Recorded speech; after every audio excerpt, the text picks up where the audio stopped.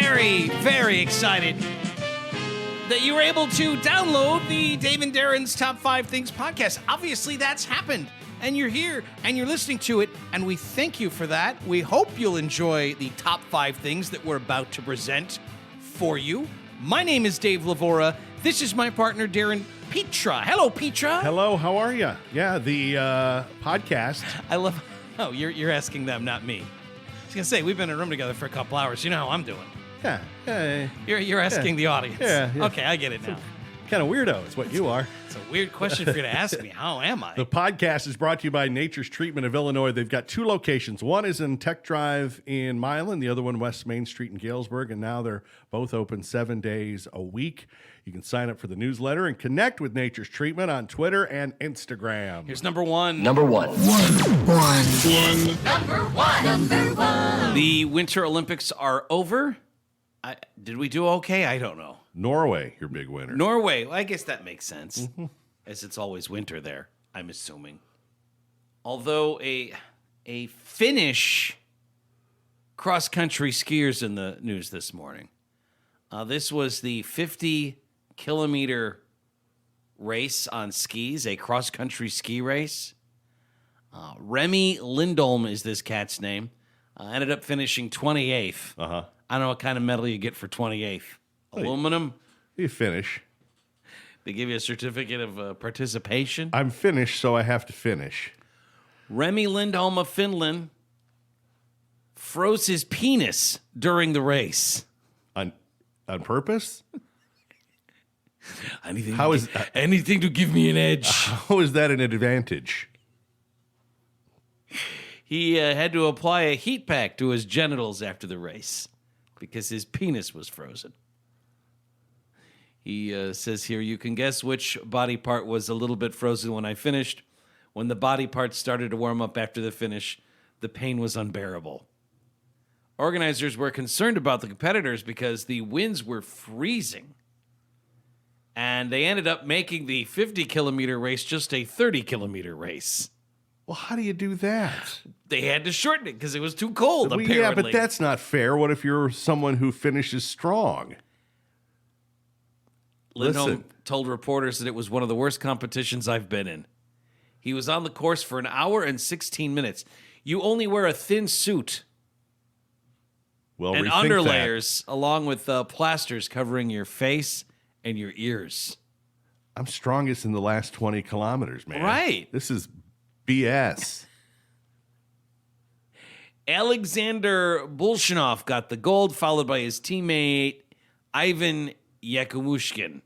Norway's Simon Helgsted Kruger took bronze in his only Olympic event due to a lengthy isolation period following a COVID test. I wonder if the Chinese thought it'd be a good idea to artificially manufacture winds so that they've just got big giant fans out there making it worse than it needed to be. Yeah, it seems to me that if it's too dangerous to do 50 Everything kilometers... else was artificially made. Why not the winds? Yeah, right. I've never heard of them saying we'll shorten it. That's like something you do Can't do that. You do that for kids. Like, yeah. We were going to have the kids run a mile, but it's July. They're going to do 1 lap. What do you mean you're going to shorten it? Yeah, you're right. I'm sure there are guys who train for the last 10 kilometers is when I really pour it on. That's where I win. Yeah, well, you need to pour it on 30 kilometers sooner then. Doesn't work that way. Needed a heat pack for his penis after the race because of the frozen genitals. I suppose maybe just like a steamed hot dog bun would work. Someone take me to the concession stand, and we'll get this junk saved. That hits the spot. Not too steamed. Right? No. But the bread's got a little bit of give and take to it. Yeah, a little give. Oh, this is what I needed after skiing around for 30 kilometers. Oh, God. In my underpants. Maybe a little mustard. Yeah, about some Frank's Red Hot. No? Ooh, that relish is soothing. I've got a ketchup salve that I'm I'm applying. Don't tell my friends in Chicago. Two. Got a Florida story involving a lawyer. According to the arrest report, Kelly Elkins, 49 years old, entered the beach lounge in St. Pete Beach at 2:15 in the morning on Friday, Okay. but was intoxicated to the point the manager refused to serve her. Let me tell you, I spent some time in St. Pete Beach. Do you know how intoxicated you have to be in order to not get served down there? A lot? Legally dead.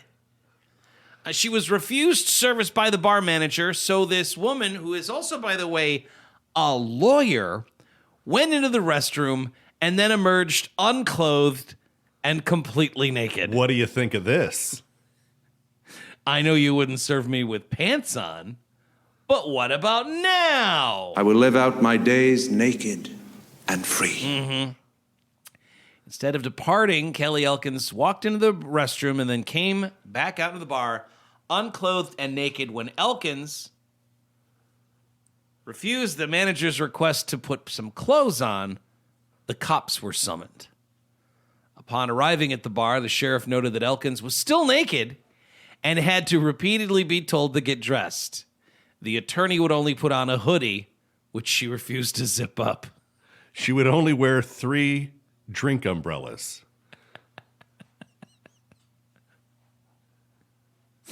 She claimed that she was simply too tired to put on her pants.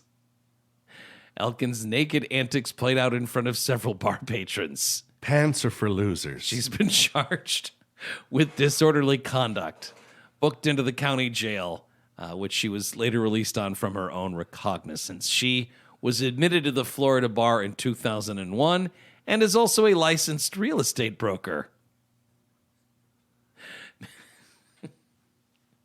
Who's the real estate agent here that is always wearing the football helmet in his ads? Is it Fred Harris? Is that his name? You know what I'm talking about?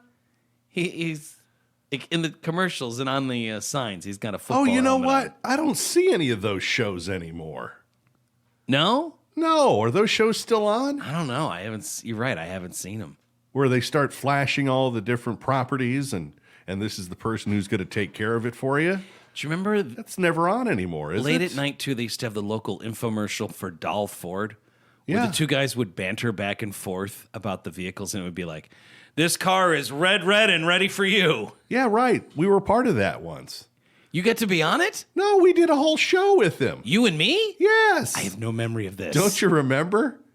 Yeah. Did we do the shtick? Yeah, we did the whole shtick. That wasn't you and Dana. That was you and me. No, that was the two of us. We got to be on the Yeah, we did that. the infomer. Did we Yeah. do like red, and ready for you? And all of that stuff? I think at one point we had him tied up. No. Yes. Really? Yes. I have no How do memory you of not this. remember that?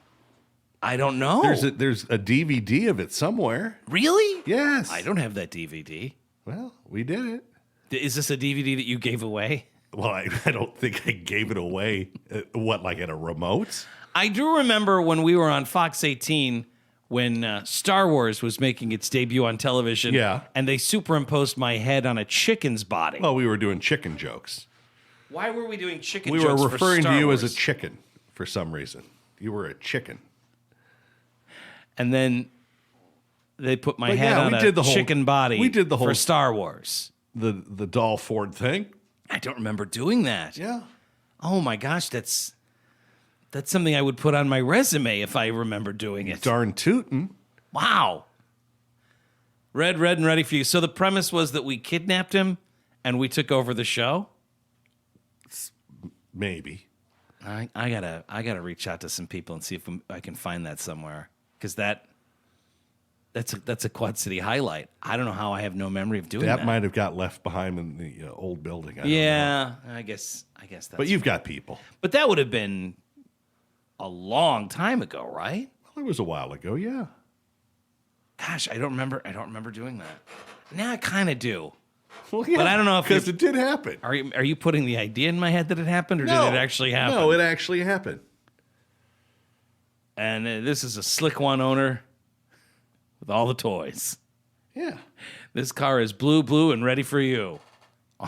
Everything was, you just say the name of the color a couple times and say it's ready for you. That's not a show anymore, though. No, that's not on either. It seems like the only infomercials that are on local TV anymore are for either the Shark vacuum cleaner or is it Dick Buckus's newspaper grill? Is that still is that still a thing? No, that was a good one, but Dick Buckus is no longer on the beach trying to Dick Buckus cook had hamburgers. this idea that you would just Newspapers. take newspaper and then use that. Why does this hamburger taste like the Quad City Times? What's with all the toxic ink in my meat? Tastes like Bill Wundram. Is anybody there? Does anybody care? The Quick Cook Grill was portable, light, and compact. Yeah, you just kind of stacked one into the other, added some newspaper. That's not a good idea. And then the next thing you know, you've got cancer.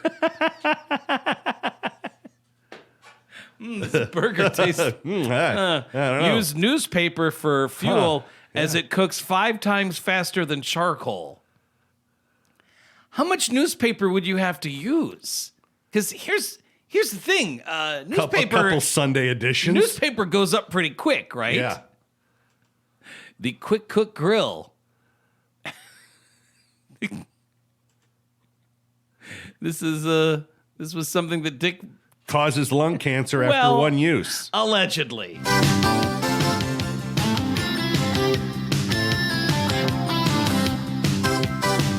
People having fun on the beach. Oh, yeah.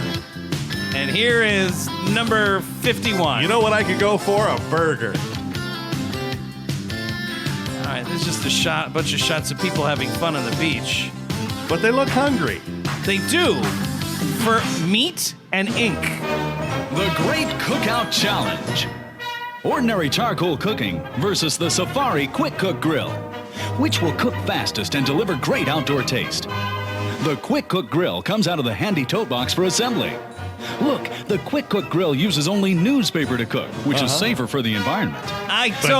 But not for your lungs. I don't know that burning newspaper is safer for the environment. Well, compared to the way normal people make hamburgers. The bottom of the Quick Cook grid is covered with foil. The meat is placed on the foil. They both light up at the same time. But look, the food goes right on the Quick Cook Grill to start cooking. Listen, the burgers are cooking already. Seared on one side in 4 to 5 minutes, the burgers are turned to finish cooking for great outdoor taste. Another 4 to 5 minutes and these burgers are ready to eat. And now the taste test. Hear that But wait, cooking? only That's one is ready. animal the Quick flesh. Cook Grill burgers.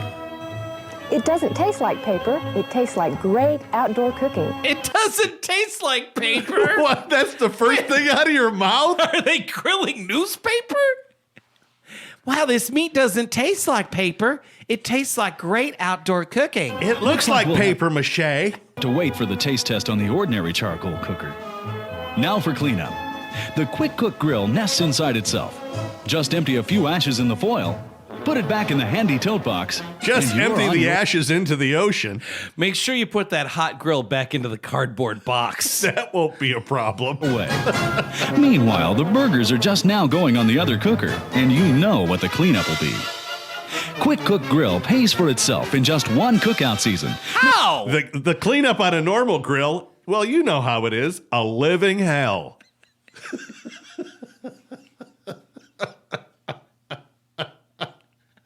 How does the Quick Cook Grill pay for itself? If you have to clean up on a real normal gas grill, Charcoal. it is hell on earth. No more charcoal, no more hazardous lighter fluid, just your morning newspaper. Well, I could get a Quick Cook Grill 3 with the money I'd save on charcoal and lighter fluid. Oh, yeah. Yeah, that's exactly Okay. right. All that money you're throwing away on charcoal and lighter fluid, you could get a Quick Cook Grill for free. Quick Cook Grill breaks down and nests within itself. It fits in the handy tote box to take wherever you go. Tote box. It's a cardboard box with a handle on it. So if you love the terrific taste of outdoor grilling without all the hassle, if you want to save time, save money, and help the environment, then stay tuned for a closer look at the next outdoor grilling revolution, the Quick Cook Grill. So when does Dick Butkus get involved in this? All the money I saved, I could invest in a .com venture.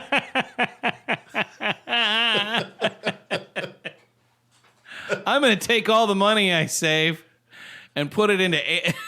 Oh, no. Showing you today is going to revolutionize the way we do outdoor grilling in this country. Narrator, it didn't. None of this has really worked. Here's some more bikini-clad models talking about the delicious meat. Right. Now, is that tasty or what? You are the pro. Wonderful. Mike, were you skeptical before you actually used the grill? Yeah, somewhat I was. I wanted to actually see it working. Okay. No lighter fluid. No charcoal. They're doing this, it looks like at Oak Street Beach in Chicago, because the soldiers' field is right behind them. I tell you what, I was a little skeptical putting the Sun Times in there. But with the money I saved, I invested in WorldCom. I hear this Enron's taking off. This burger tastes like Royco. Okay. Cheap. To tell you the truth, I was a little bit hesitant, but I was thinking maybe too good to be true, only in TV land type of thing. But after I used a quick cook grill, I actually realized that it really does what it's supposed to do, and it is what it is, what it says. It is what it is. Too good to be true, just like Myspace. When did Dick Butkus get involved in this? Wow, that's rough. Because didn't he put his name on it at one point? Well, he was in the commercials. He shows up at some point. All right, just to tell everybody that this is the way to cook. Don't be a dummy and use charcoal and a Weber grill. How did that end up working out? Oh, well, the grill is, it's not too good to be true. I thought it was just on TV land that this would work. I wish Brian Piccolo was here to enjoy this burger.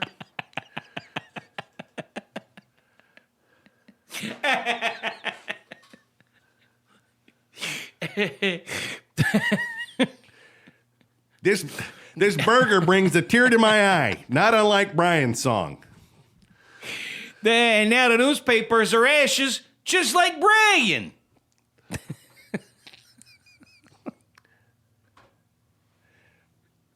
There's no question about it. I thought that these, I thought there's no question about it. I thought that this newspaper girl, I thought too good to be true, and there's no question about it. That's right. Get Doug involved. Revolutionizing the grill. Three. This one fascinates me. It's a murder that was inspired by a television show. And I'm going to put 30 seconds on the clock, and I want everyone to think about this. What TV show do you think inspired someone to murder somebody? Think of TV shows that have been on the air in the last, 20 years. It's a big TV show. Murder, This She thing Wrote. was a hit. Okay, that's a good guess. I would go with that. Really, any of the Law and Orders I could see maybe inspiring somebody, something with an actual murder. The answer is, this is a story out of Australia. The answer is inspired to do it by Frasier. Hey, baby, I hear the blues are calling, tossed salads and scrambled eggs.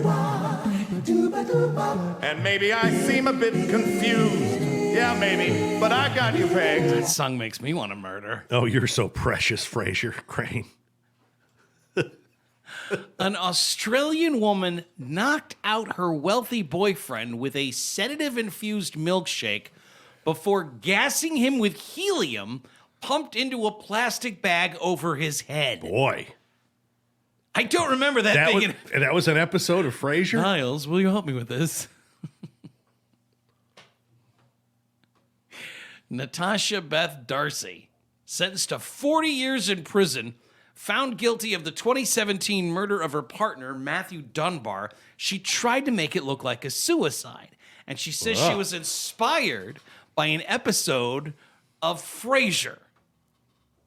She came up with a plan to cover up the murder, offered a friend $14,000 in cash to say that her rich boyfriend had been talking about suicide. That backfired when the friend turned the letter that she wrote making the offer over to the authorities. Darcy writes to a friend in 2020 using a letter that was used in her sentencing hearing, quote, I was watching an episode of Frasier when Niles needed him to lie in court and say he didn't know that Niles was in love with Daphne. It got me thinking, if only I could ask somebody to say that Matthew told them he was planning his suicide, maybe a few or several days before he passed. I know. That took a turn. This Frasier gives me an idea. Yeah, that's quite an extrapolation there. The sentencing judge telling Julia Lornigan is the name of the sentencing judge down there.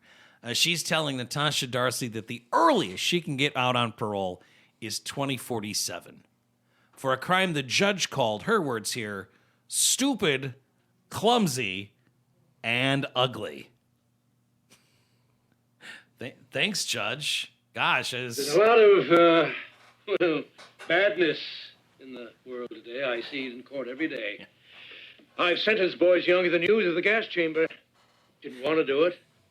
Felt I owed it to them. The judge who sentenced her ruled that the murder was devised so that she could inherit her boyfriend's $2.4 million villa after she had coerced him into revising his will. The judge also reminded Darcy that her sentence reflected her life as a serial domestic abuser who had tried unsuccessfully to kill her previous husband. And she always wanted to be a banker. Quote, I cannot find that the offender is a person of good character given her criminal record, which included sentences of imprisonment for hitting her husband on the head with a hammer whilst he slept and setting fire to their house with the admitted aim of obtaining the insurance money, larceny, and multiple counts of dishonesty, obtained property by deception involving the unauthorized use of a credit card of another man with whom the offender was in a domestic relationship. Wow. This woman was on probation for the hammer and arson crimes when she met the boyfriend that she ended up killing online in 2014. She also had a peculiar internet search history, which the prosecutor was more than happy to share during the trial, looking up things such as spider venom, poisonous mushrooms, stabbed in the brain. Let me Google stabbed in the brain. Let me look. What? How would that work? Let me take a look. She also... quick little Google here. Stabbed. How many B's in stabbed? Stabbed in the brain. She also looked up suicide poem and how to commit murder. Suicide poem? That'd be a nice touch. Wait a minute. Did you copy and paste this suicide poem? Why is your boyfriend talking about stuff that has nothing to do with him? This is from the Bell Jar. I recognize this. This isn't his work. She also Googled, if police have your cell phone, can they see websites? And she searched, quote, after suicide, is house a crime scene? And she looked up, how long do internet providers keep history? Well, turns out long enough to send you to prison. The judge said that Darcy's premeditation was chilling. She's never, by the way, admitted to murdering her boyfriend. Claimed that he suffered from depression, that he was always threatening to kill himself because he was a closeted homosexual. Oh, that old chestnut. Her lawyer says, look, my client's actions were suspicious, but they can't be proven without a reasonable doubt. The conviction was upheld by Australia's highest court, and now, she'll be sitting in jail there until the year 2047 at least for a murder she committed, inspired, according to her, by the sitcom Frasier. Bit of a stretch, though. Did she tell the boyfriend she was on probation for trying to hammer and burn her husband alive? That would be good information to have. That's something you got to tell somebody, Yeah, right? You got to put that in your Tinder profile. She'd still get swipes, though, right? Oh, yeah. I like to Google suicide poems. Not for me, just for reasons. I'm fine. Everything's fine with me. I love all art forms. Including suicide poems and stabbing the brain and poisonous mushrooms. Wow. The search history is something else. Extensive. Googling how to commit murder seems, I don't know. That's just lazy. Seems like she doesn't have an original idea in her head. Follow your instincts. Just taking stuff from Frasier. Number 4. This abandoned cargo ship in the middle of the Atlantic continues to fascinate me. I guess I didn't realize just how many cars were on board this thing. We told you about this last week, that there was this cargo ship that was on its way to, I think, Delaware, and it had a bunch of Porsches on it. Uh-huh.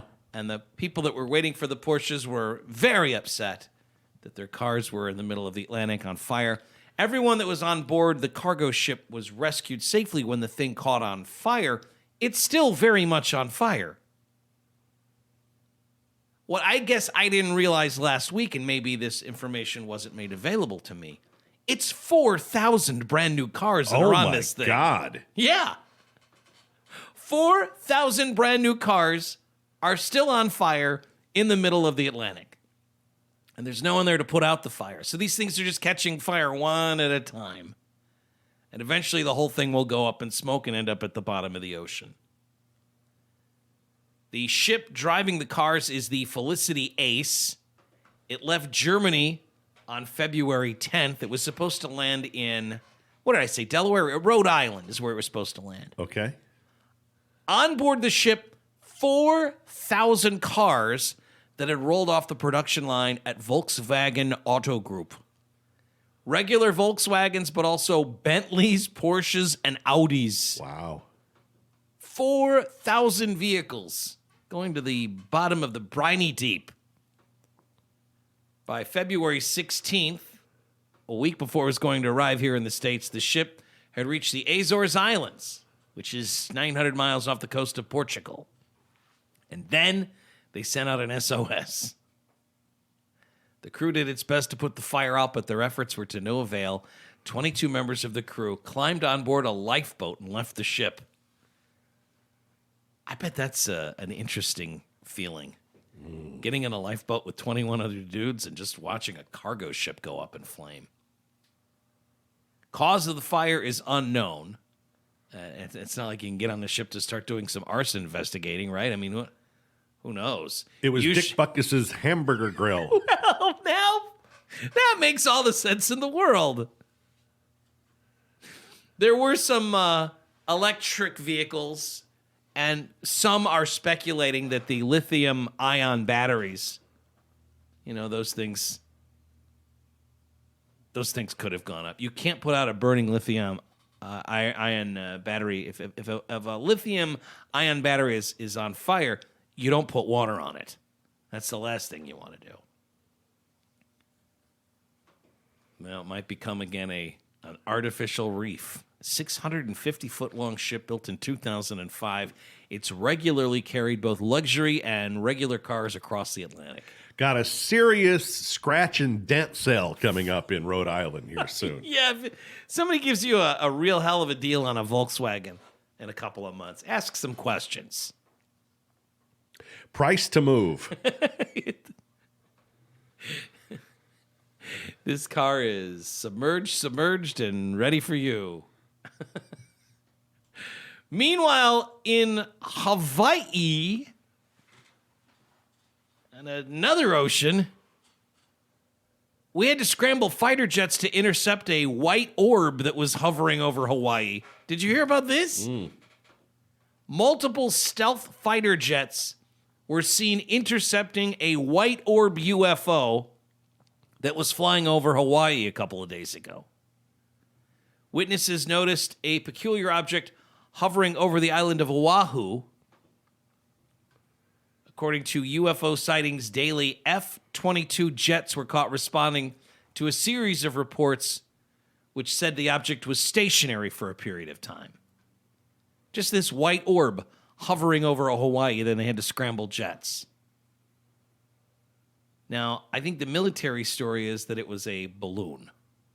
It was an unarmed balloon. There were people, though, saying that they heard a bunch of loud booms like they shot the thing down. An object seen over Hawaii last Monday appeared to be an unarmed balloon with no identification markings. And these jets were scrambling to deal with it. People reported hearing loud booms, which had them speculate that the military shot this thing down. Military officials say they did not fire on the object. And they are continuing to track the orb. Big white balloon floating over Hawaii. Who could be responsible for that? I'll answer my own question. You guys said that we did this for the show. Oh, God, Falcon. Back at it. Up to your old tricks, are you? Richard Haney, science detective. Five. Number 5. Having a 6-foot-long West African banded cobra for a pet seemed like a good idea. Mm-hmm. Would you like to go see him? It's a highly venomous snake, and it was being kept in a homemade cage by her owner before she escaped last summer. It's a very elaborate tale. A 6-foot-long, highly venomous cobra kept in a homemade cage. The cage was made out of wood and sliding plexiglass. There were no locks, according to the cops. The female snake was in a cage with a West African male banded cobra when it decided to leave on August the 3rd. This is down in Grand Prairie, Texas. Lawrence Thomas Maddle III arrested without incident as a result of this snake getting out. Guess how Grandpa and Dad passed away. I'm number 3 for a reason. This guy is looking at a misdemeanor charge of release from captivity. According to the Texas Parks and Wildlife Department, that is a violation. They still don't know where this thing is. It left on August 3rd. They still haven't found it. He bought the pair of cobras, he told the cops, about 2 weeks before they escaped. And he had them in the homemade enclosure without locks on it. He told authorities he had just fed the cobras when he left the room for 15 minutes, and when he returned, the female cobra was gone. Yeah, they'll do that. He told the Grand Prairie, Texas police he noticed the plexiglass on the cage was open about an inch. But he told authorities he knows he closed it. He told authorities that these snakes are smart. And he had a snake escape before, but he found it minutes earlier. In addition to the 2 cobras, this guy also had a pit viper in his residence for some reason. Authorities removed the snakes from his home because in Grand Prairie, Texas, there's a city ordinance that does not allow residents to own wildlife in the city. I find that hard to believe. That there's a law on the books in Texas that makes any sense? Yeah, that's... I don't know. The state charge against Maddle states that a person may not intentionally, recklessly, or with criminal negligence release or allow the release from a captivity of a venomous snake. Did I do that? Sorry. Well, no harm, no foul, I guess. Let's just let's just turn the page and hope for the best. Except that, there's a venomous snake out there. Yeah.